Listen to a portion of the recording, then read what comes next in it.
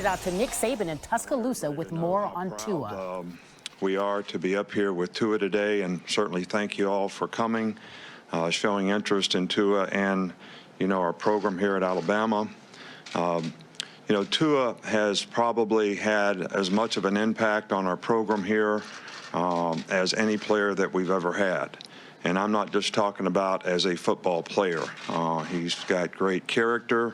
He's a great leader. He's done a wonderful job in the classroom. There's a spirit about him that has a very positive way. He's had great accomplishments on the field, but you probably don't really fully understand the significance of the contributions that he's made off the field with his teammates and the people who are around him every day. An unbelievable positive spirit.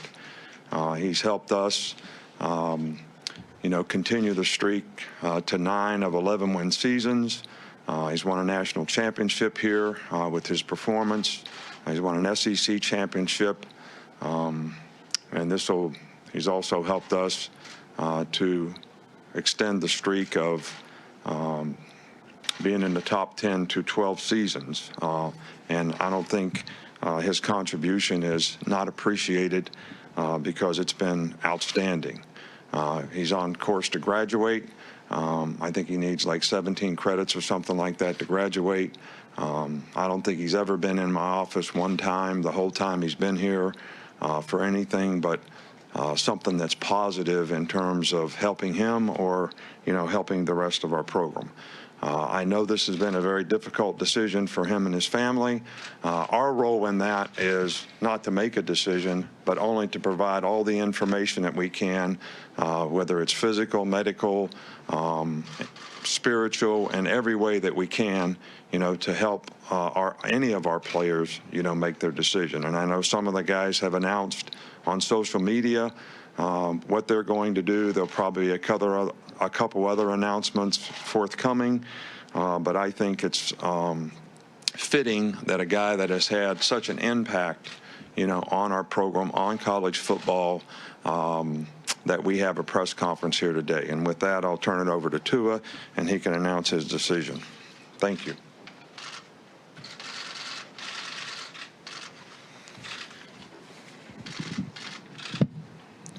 Well, good morning. Thank you all for coming today. I've had a difficult time making this decision about my future. But first and foremost, I want to thank my Lord and Savior Jesus Christ for this opportunity to stand before you all with my decision. My love for the University of Alabama, our coaches, our fans, and my teammates has made this especially hard for me. I have had the advice and counsel of my parents, my family, and coaches in going through a thorough analysis of the alternatives. And without further ado, with lots of prayers, thoughts, and guidance, I have decided that I will be declaring and entering the 2020 NFL Draft. My 3 years at the University of Alabama have been the epitome of a roller coaster. I've had a fair share of ups, of many ups and a handful of downs, and I couldn't be happier to know that with all the success and failures I've had here at the university, it has prepared me for life in general. I can't express how grateful I am to have attended the greatest school in college. But the biggest thing I will remember with my time here are the memories that I've made with all my friends, family, and loved ones. I want to honor and thank Coach Saban for allowing me the chance to play for him. I'm forever grateful that I not only got to build a great relationship with someone like him, but I also got to play for him. I'd like to thank Coach Sark and our entire coaching staff for helping me enhance my skills this year. And I'd like to thank Jeff Allen and his athletic training staff for the first-class treatment they've given and shown me and my family. I'd like to thank Josh Maxson and his crew for helping me build my brand here. And to all those behind the scenes that don't get enough credit, thank you, thank you, thank you. I'd like to extend my appreciation also to John Deaver and our academic advisors for the help and support they've given me, and to our AD, Greg Byrne. Thank you for the many talks we've had and for the tremendous support you've given me. To my teammates, thank you for the lifetime worth of memories and lessons. Thank you for the laughs, the love, and all the hard work that came with helping me shape me to be who I am today. I'm going to miss you all from the starting lineup to the scout team. To Bama Nation, I'd just like to thank you all for tremendous 3 years of support that you've given me and my family, and thank you for taking our family in as your own. to my parents, thank you for giving me everything.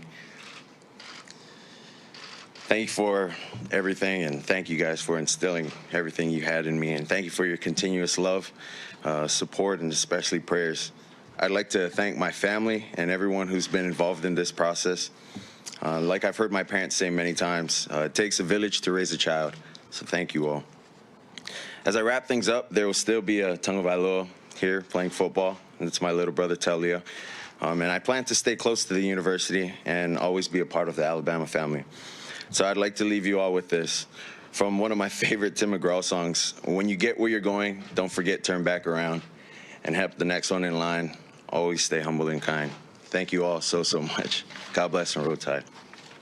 Thanks, Tua. At this time, Coach is going to dismiss. So Tua Tagovailoa Tua's announcing today, just moments ago, that he will enter the 2020 NFL Draft, and let's see if he's going to answer some questions here. First, we see some back there in the corner. Congratulations, Tua. And what's the next step for you now in terms of rehab, in terms of meeting with teams? Have you thought that out yet? Yeah, well, I'm just focusing on my rehab as far as now, with all the teams, and deciding if I'm going to do anything physically. We'll decide that with our athletic training staff, and then with what the doctors have to say about that. So are you going to stay here to rehab at least for the foreseeable future? Yeah. Yes. Up front here with Chris. Was there one thing that was the deciding factor in this decision? No, it was just a hard decision all around. Just taking into consideration the pros and cons for both sides of the situation, and of the decision.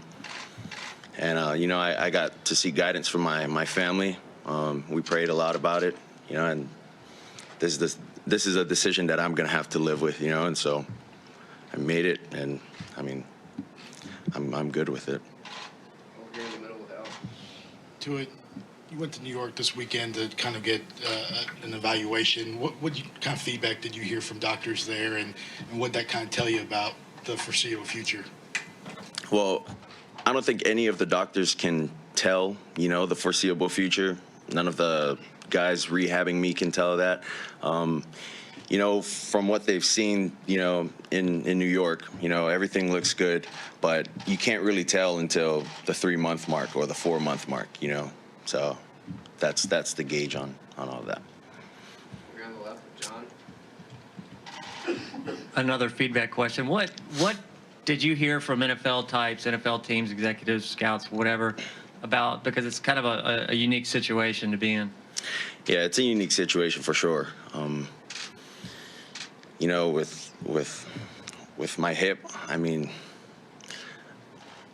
a lot of the guys, the general managers, the owners that I've got to talk to, kind of said the same thing. They kind of look at this injury as like a knee injury almost, although it's not. In a way that, okay, are we going to take a chance on this guy, or would he be able to, possibly do a pro day before the draft and whatnot? And really the biggest thing they want to do is just see that we can, move, and we can just be back to how we were playing prior to the injury. We're on the side with Tony. How much, if at all, did you get to talk to, the fellow juniors in your class, and what did you say to them? Yeah, we all got to talk. A lot of their decisions were based off, whether they played good in this past game or not. But